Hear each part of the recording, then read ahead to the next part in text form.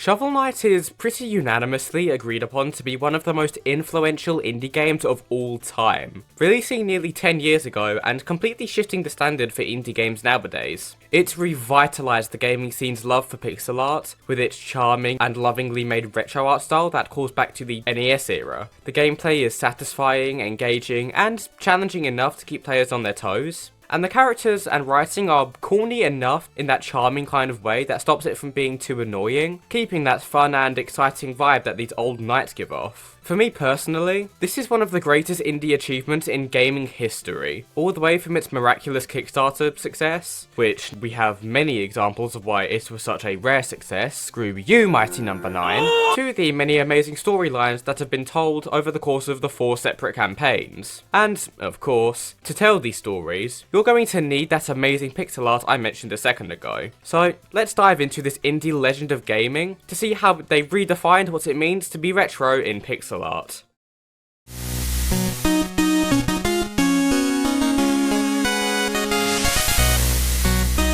Before we get into the pixel art itself, we should probably talk about just how a game as recognisable and, at the time, unique as Shovel Knight came into being, and how it shot into the spotlight of 2014's best games, and, to many people, one of the best games of that decade. This game's story starts out in November 2005, where one Dan Edelman, a graduate of the University of Chicago, would join Nintendo of America as the head of digital content, where he was a huge advocate of games with smaller budgets and development teams. However, this attitude was not shared by Nintendo at large, who were initially very hesitant of experimenting like this. So when the WiiWare rolled around in 2008, there were both smaller projects, most notably World of Goo, which had a mere 4 people work on it, mixed in with more trusted and larger projects and companies like Capcom releasing Mega Man 9 on the software. Nintendo's attitude to these games at the time was unfortunately very unfair to the indie developers, with sales expectations being the same for these small developers and these large companies and major releases, putting these smaller games at a major disadvantage. Dan Edelman disagreed with this belief system because anyone with a greater grasp on math than an 8-year-old should know that expecting a small indie team with a new IP to compete with freaking Mega Man and Capcom in 2008 was very stupid, and that these smaller teams with smaller budgets should be eased into large console releases, with lower price points for their games and lower sales demands, lowering the pressure on these teams and allowing them to develop their games in a less brutal environment. Nintendo would stand firm in their ways during the Wii era, but when the Wii U started stinking up the place, and most large publishers like EA wanted nothing to do with the dumpster fire of this console, due to its limiting hardware and poor sales, Nintendo started to become more lenient on indie developers in an attempt to get more support for the flailing system. One of these indie development teams that would end up working with Nintendo was the Art Club Games, with their CEO being a former member of WayForward, Sean Velasco, who Edelman had some history with while he was working with WayForward on some WiiWare games. So, he was able to test their current project, Shovel Knight, in its earliest stages. Edelman responded very well to the tight and precise controls and the retro art style they were going for, as well as the overall feel the game had. So he helped Yacht Club Games by getting them some 3DS and Wii U development kits, which greatly helped the development process, especially with Yacht Club Games as they were, for a lack of a better term, flat fucking broke. Edelman said that while he wanted to expedite their approval process from Nintendo, he had no need to assist them further in development, as he believed that they knew what they were doing. With this bolstered development, Velasco and his team launched their Kickstarter for Shovel Knight in March of 2013, shortly followed by a showcase of the current build of the game at PAX East, where the demo that they made for the booth was barely made in time for the show because of their divided attention between the Kickstarter campaign and the demo development. They had this backup plan of just setting up Super Mario 64 and just talking about Shovel Knight while they played, which would have been hilarious, but I doubt would have gone so well for the game. Despite the close call, the demo was very well received and was honestly perfectly timed, as many people were itching for a game just like Shovel Knight, as Mega Man was seemingly on a lengthy hiatus at best,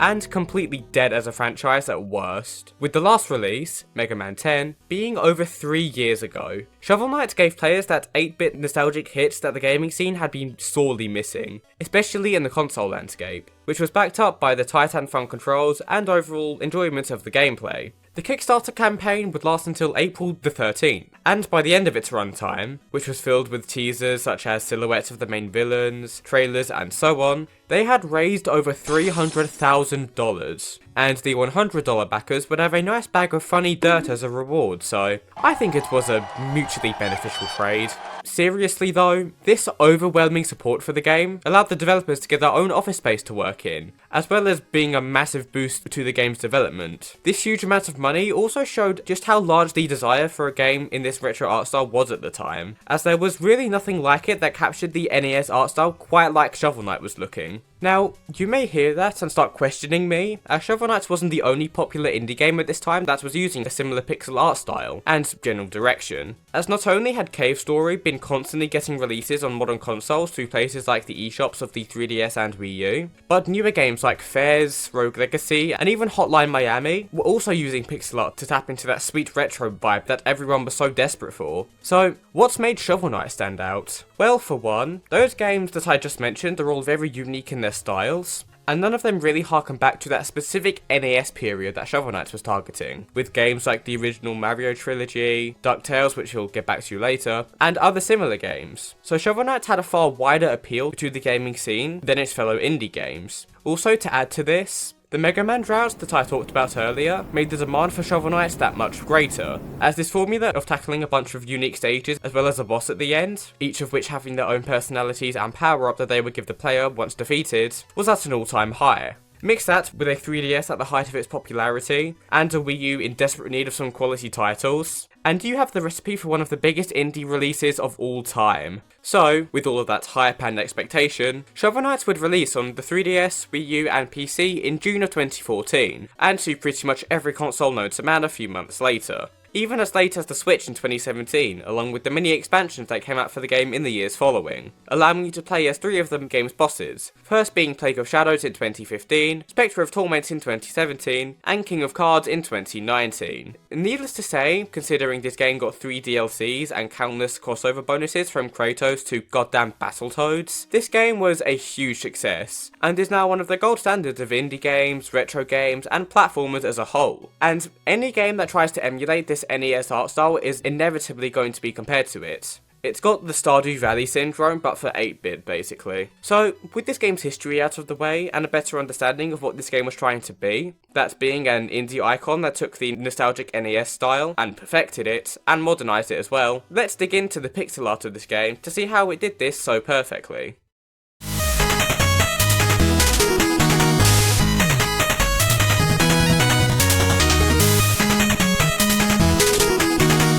Trying to decide how to talk about our main cast of knights was a pretty huge ordeal, as not only does every major character have a pretty similar amount of importance in the game, but 3 out of the 8 villains you go against are now playable, so I can't just divide this video into Shovel Knight and the rest of them. So instead, I'm going to start with Shovel Knight and his whole deal with his pixels, then we're going to talk about how each of the 3 villains you play as switch up the artistic direction from Shovel Knight to fit their differing gameplays and personalities. And trust me, there's a ton to talk about with all of these guys. Before we get to them though, we have to start with our chivalrous beacon of good and knightly duties, Shovel Knight himself. When you first look at them, the main points that stick out to players are likely to be his glowing blue colours, the static yet large scale of his helmet, and particularly the horns, and of course, the shovel that creates his name. Starting off with that blue coloration, the palette is actually quite basic, having only 3 shades of blue matched with the white highlights, with some basic orange-brown colour to complement the blue in the horns. This simplistic palette is one of the most basic yet effective ways of portraying that NES-like style, as most palettes had to be rather limited to fit with their small storage base and colour depth of it and similar consoles. Despite this low colour depth, the sprites really makes the design glow and stick out to the player, matching the knight's glowing and energetic personality, always being determined and focused on his heroic destiny, and saving the one he loves. And this shining blue colour is a great representation of this. It also perfectly contrasts with the Black Knight, your main rival in this game, who wears a deep red and black suit, which fits his position as this recurring threat during the game, constantly testing your abilities from start to finish, although the similar structure of his armour, and particularly the helmet, may be a hint of foreshadowing, and that despite their differences, their goals of saving Shield Knights may not be so different. Next up, let's talk about the iconic helmet that Shovel Knight wears proudly throughout the game. A helmet so magnificent that even the hat guy is jealous of it. It's a classic symbol of knighthood and chivalry, as well as keeping the true face of our beloved knight a secret, which fits in with his lone attitude as he mourns the loss of his love, making the hero seem more serious and solemn. To balance this out though, as our characters are meant to be a mix between serious and goofy, the exaggerated horns of the helmet give off this sense of power and might, which makes every movement he takes that bit more impactful, particularly the jumps being horns first. The helmet is probably the most normal part of the design, however, as it isn't too far off from the regular helmets that we see in a lot of medieval culture and media. But while the light blue colour is slightly exaggerated, the most wacky part of the design is obviously the shovel he throws around everywhere. The shovel is the main balancing factor of his calm, proper and knightly personality, providing a more wacky and goofy side to his design that matches the more playful parts of his character. Like, him saying "steal thy shovel" is too silly to be taken seriously at all, despite how serious he tries to portray it as, giving us that overly formal yet entertaining vibe that shows like Monty Python's have.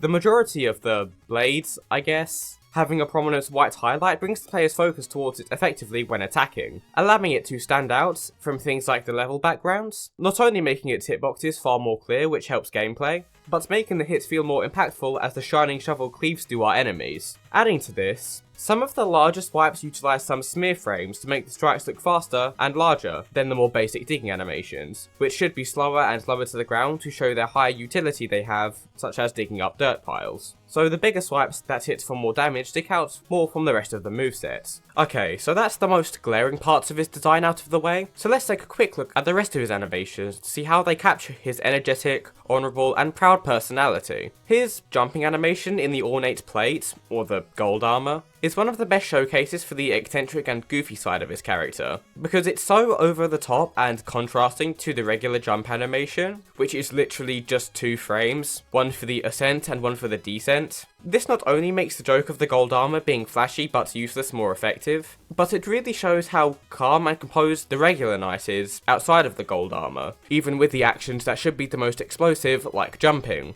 In a similar vein, the pogo attack, maybe the most iconic and most used attack of this game, being taken directly from the DuckTales NES game, stays on this one frame the entire time, which you may think would make it very boring to use, but it actually fits quite well in this case. This is because this one frame puts all of the weight at the bottom where the shovel is, putting the knight's entire body behind it, creating a very clean line of action that makes the gravity of this attack much greater, making such a centralizing and iconic move that much more fun to use. That should do it for every major part of Shovel Knight's animations that I want to talk about, so let's move on to the next playable character who couldn't be more of a contrast in personality if he tried, Plague Knight. Instead of this honourable, respectful and quiet Shovel Knight, Plague Knight is a crazed, extravagant and curious scientist who will do anything to further his research. A similar vibe to characters like the TF2 medic for example, although with that medieval spice added to it. That iconic green plague mask combined with that darker green hood gives the character not only a very mystical and fantastical feel to him, but the plague mask in particular is a very cool way of showing his villainous side, as plague doctors in most media are kind of seen as harbingers of death and suffering in a way,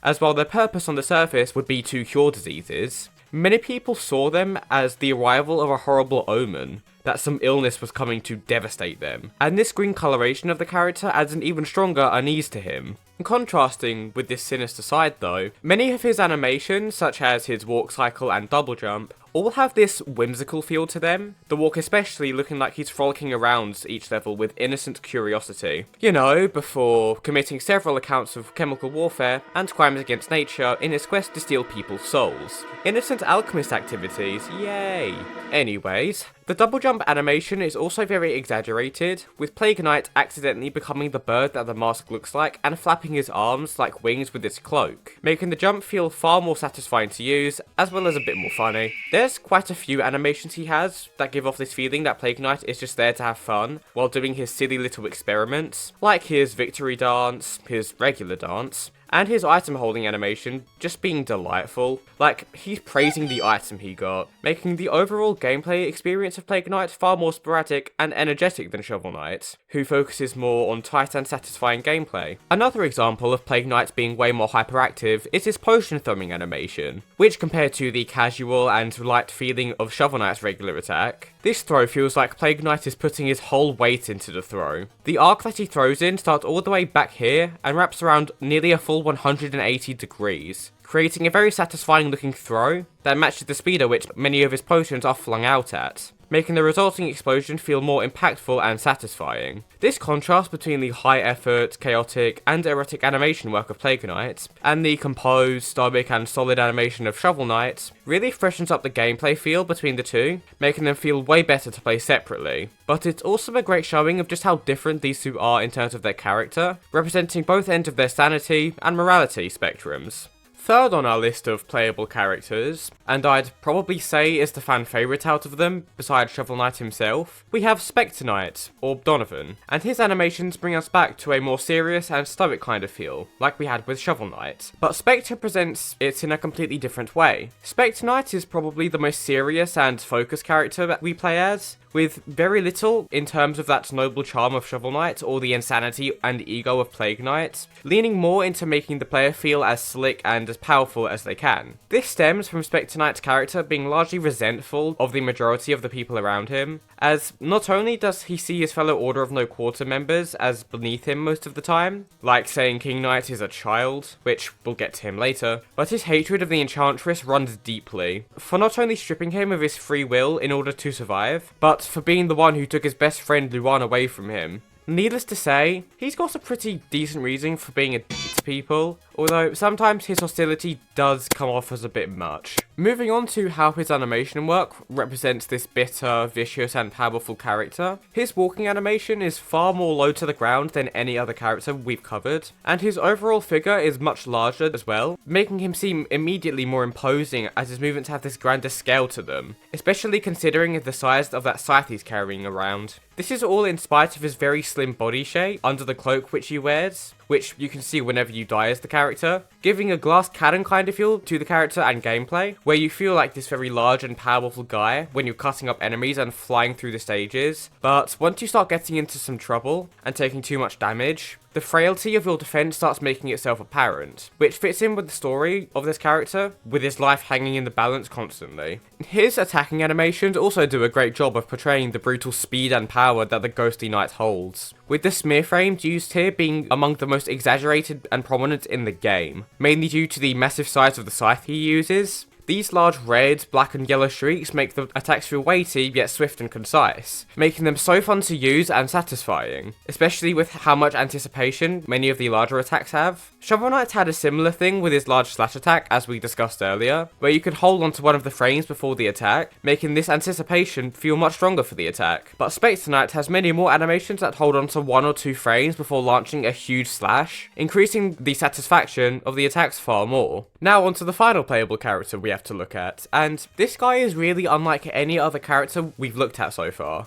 King Knight. While all of the other characters are either quite small and nimble or very thin, in the case of Spectre Knight, King Knight is shown as an absolute tank in comparison, and this fits his larger-than-life personality and ego. While Plague Knight's villainous feel came from his insanity and unpredictability, King Knight takes his false royalty title and lets it go right to his fat head, taunting everyone from Shovel to Spectre Knight, having that same thinking everyone is beneath him feel that Spectre Knight did, but in a far more entertaining and egotistical way. Despite this attitude, his place as the first boss of the game doomed him to be a pathetic whelp most of the time, being a massive coward in reality that ends up cleaning floors at the end of Shovel Knight's campaign, a massive contrast to when he was trying to be all high and mighty beforehand. There's a reason the main gimmick of his campaign isn't anything to do with combat or movement, it's instead a freaking card game. Also, a hilarious part of the character that I just learned while writing this script is that King Knight is a massive mother's boy, and his whole motivation for overthrowing the previous king of Pridemore is because his mum had a crush on the first king, and he got jealous. It's such a hilarious motivation for King Knight to have, and it fits the guy perfectly.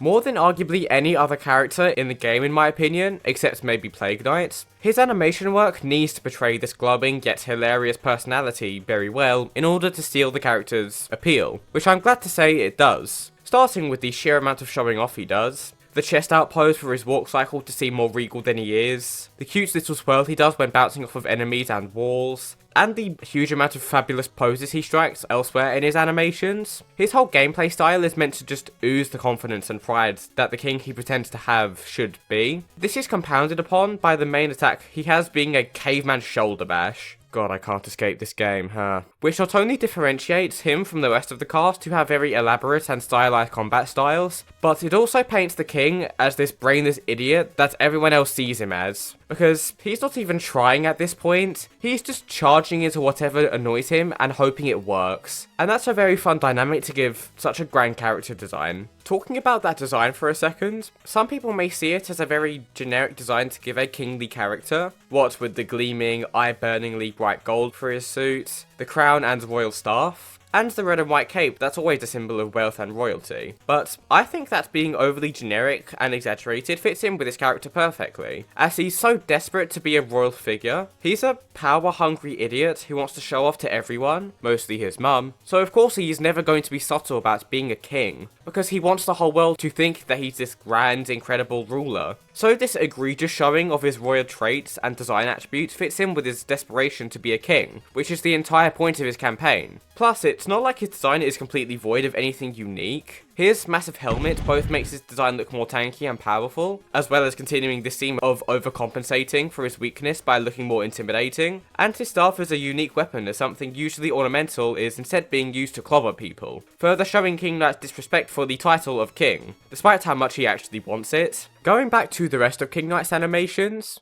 they all continue these themes of a bulky and lumbering monarch, like the jump animation, which doesn't move his body that much apart from his arms a bit, making the armor feel as heavy as it looks without harming the gameplay, as, at least to my knowledge, his jump height isn't any different from Shovel Knight. The death animation has this neat detail where his crown goes flying when you die, which fits in perfectly with the whole theme of King Knight being this false monarch who would get humbled by any competent fighter under the sun. All of these animations of the playable characters do an amazing job of not only reminding you of this charming yet limited art style, and how they push it to its limits to make a satisfying gameplay experience, but they also show off the personalities of all of these characters amazingly, and tie them all into the gameplay very smoothly. So, with all four of them covered in detail, let's broaden our horizons and look at the rest of the game to see how it extends this lovely art style and personality.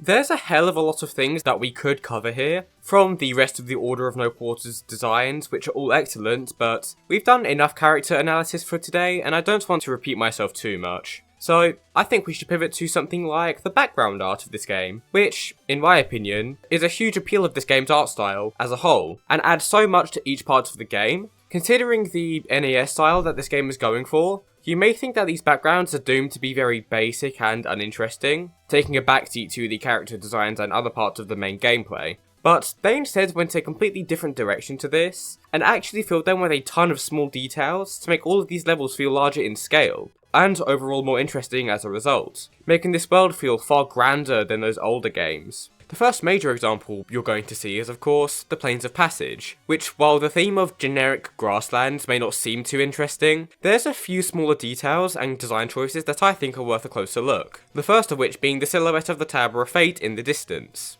The use of blue shades for the silhouette, as well as the further off trees, is what makes them feel so far away, which not only makes this world and the game by extension feel so much more grand, but it immediately starts building the player's anticipation for reaching their ultimate goal from the start, even past the opening cutscenes, making the whole experience more engaging and exciting. The Tower of Fate is actually in a couple of backgrounds in this game, such as in the background of the Flying Machine stage, where the tower is way closer than it was at the start of the game, being a visual showcase of how far the player has come from the first level of the game to one of the last. A message compounded on by the sunset palette of this stage, with these glowing oranges and yellows giving the sense of finality, while still being very calm and determined. However, a ton of the level backgrounds aren't meant to give off a grand scale of adventure, but instead they're meant to make the player feel very unwelcome and claustrophobic to show them that they're in the territory of a powerful and evil knight. A great example of this being Spectre Knight stage of the Lich Yard, or as the sprite rips call it, the Village of Death, which, thank god they didn't go with that name. Anyways, the gothic houses in the background having this purple colour complements the red ground amazingly to create a very soulless and haunting feel to the stage, fitting the tons of undead creatures crawling around the place. The trees and grass also have a noticeably darker green than, say, the Plains of Passage, making the Lich Yard feel like it's sapping the life out of the nature around it, upping that dangerous feel that these levels should have. My personal favourite background in this game though, is that of the Clockwork Tower,